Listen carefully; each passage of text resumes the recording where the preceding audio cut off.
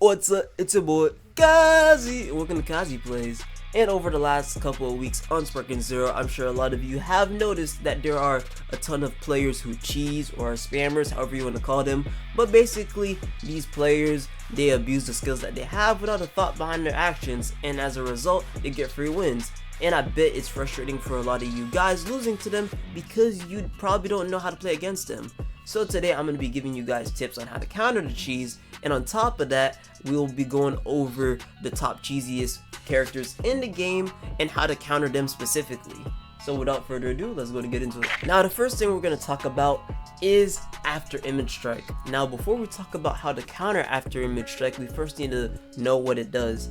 And what Afterimage Strike does is that for the next 15 seconds, the player will be able to dodge most attacks. Now the reason why I said most attacks is because Afterimage Strike doesn't activate on everything. And there are 3 instances where Afterimage Strike won't activate. The first is with grabs, the second is with key blast, and the third is whenever they're mid animation. Say, let's say one of them shot a beam. As long as they're still in that animation, you can hit them with your own move or an ultimate or a couple of attacks until that animation wears off. Now your best bet is to just waste time until those 15 seconds are up, and you have 2 ways about going this. You can either A, just play super defensive, going for grabs and perceptions and stuff whenever you have the chance until the timer runs out, or B, if you have the chance to go into sparking, just spam your key blast until the timer runs out, and then you can go ahead and go in. And also, if you do have a character with an explosion type move, it can be the super or ult, it doesn't matter. But for example, if you're using someone like Gogeta super, what you can do is that when there's a few seconds left for Afterimage Strike, you can go ahead and go up to the person, pop your explosion move, and what's gonna happen is that the duration of the explosion is gonna last longer than the Afterimage Strike. And you know what's gonna happen? They're gonna keep vanishing, and then they're gonna stop vanishing in the middle of your move and get hit. Moving on, let's talk about giants. Now I have brought up this in a separate video already, but I found more information that could be used to help you guys fight against giants. But first, if you take a look at your screen, I have 2 screenshots of the counter page. The only difference is that on the left side is for a regular character and on the right side is for a giant.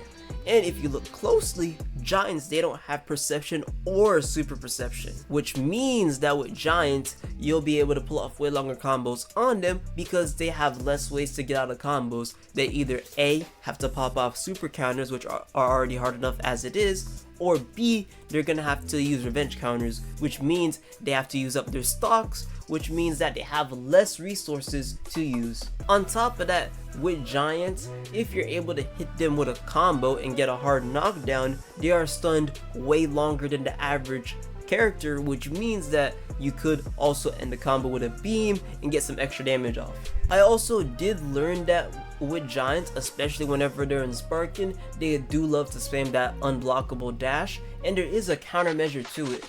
Now what you can do is that whenever they pop it, you can pop your perception, but however, because of how strong this attack is, it does cost 1 stock every time you do counter it. So be sure to plan ahead on what you're going to do next after it.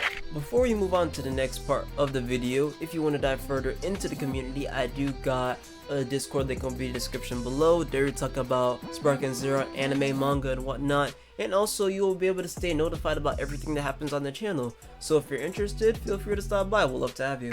Moving on, now let's talk about the cheesiest characters in the game. And the first one we're going to talk about is Super Vegito. When playing against Super Vegito, the main reason why he's so annoying to fight against is because of the fact that on top of his high damage already, he has Afterimage Strike. Now, the best way to play against Super Vegito is like this. When the match starts, go ahead, play it out normally like you usually do. But once you see he has those 3 stocks, go ahead and keep an eye out for it, because once you see them disappear, you already know he has Afterimage Strike activated. So you either have 2 routes to go for this. Either A, you go ahead and play defensive until the timer runs out, or B, if you have the chance to, go into sparking, spam your key blast until the timer is out. But if, like I said before, if you do have a character with an explosion, like for example with me, I have Super Saiyan 2 Kefla, I wait until there's like a few seconds left, then I go ahead, fly up to him, pop my ult. Is gonna force him to vanish a few times, but in the middle of my ult, his afterimage will run out and he'll get caught in it. But remember, the biggest thing to keep in mind when playing against Super Vegito is that it's going to be a slow game. You cannot rush it. If you rush it, then you will lose against him. Next on the list, we have full power Jiren. Now, playing against Jiren, it is a bit tricky because he has a whole bunch of really good abilities. He has an explosive wave to get you off of him, he has an instant sparking ability, and also he has an explosive wave super, and on top of that, his ultimate is unblockable. So your best bet when playing against a full power Jiren is that you gotta be careful about everything. When you're flying up to a Jiren, make sure to block right after you do, because he's assuming that you're gonna go ahead and start attacking him, and as a result, he's gonna pop his super explosive wave. So to avoid getting hit by that, just as a safety precaution, just fly in and block. His explosive wave by itself is nothing to worry about, but a lot of Jiren players, what they like to do is that they combo his ultimate with the explosive wave, and because of how close you are to them, your only option is to vanish it because you don't have enough time to dodge it. His instant sparking is dangerous because it allows him access to that unblockable ultimate, so your best bet is to keep the pressure on him so he doesn't have the opportunity to pop it. But if he does, just be careful, play a bit of the defensive, but not too defensive to the point where he has the chance to pop his ult on you. Speaking of his ultimate, like I said earlier, his ultimate is unblockable, so your only option is that you have to vanish it. So as long as you vanish it, you should be fine. Next, let's go ahead and talk about Super Saiyan 4 Gogeta. Now, with Gogeta spammers, what they love to do is that they love to pop Wild Sense every chance they get because it gives them a free auto dodge, and on top of that, they love to pop that instant sparking because his ultimate does do a lot of damage. However, it is blockable, so keep that in mind. And also his super ultimate impact is insanely fast and it does a lot of damage too. With Wild Sense, you need to force them to pop Wild Sense on your terms. So what you can do is that you could wait for them to attack you and then pop your perception, which forces the Wild Sense to activate, and what you can do is that you can sidestep around him and then go ahead and start a combo. You can also vanish and super counter it. However, these do take a bit of timing, so keep that in mind. If you're running a character with an explosion super or ultimate, what you can do is that you can go ahead and fly up to the Gogeta and then pop it in front of them, and then what's gonna happen is that the Wild Sense is gonna trigger automatically, and then they're gonna vanish into your ability and then get hit with it. His instant sparking ability, like I mentioned with Jiren earlier, you gotta keep up the pressure on them and don't give them the opportunity to pop instant sparking. But if they happen to do, just be careful for the ultimate. But with Gogeta, his ultimate, it is blockable, so you do have a bigger chance of surviving. Now his super ultimate impact, it does do a ton of damage, but the biggest downside to his super is that because of how fast he flies to the enemy, it is a lot easier to time the vanishes to avoid it. And finally, let's talk about the king of cheese himself, MUI Goku. Now with this character, what makes him so annoying to fight against is the fact that he has auto dodge on attacks, and on top of that, his move set is crazy to fight against. Now, if you don't know already, with Goku's auto dodge, he's able to dodge light attacks and he's also able to dodge ki blasts. But keep in mind, unlike Whis, every time when Goku auto dodges, it does drain his ki. To counter it, you can grab him,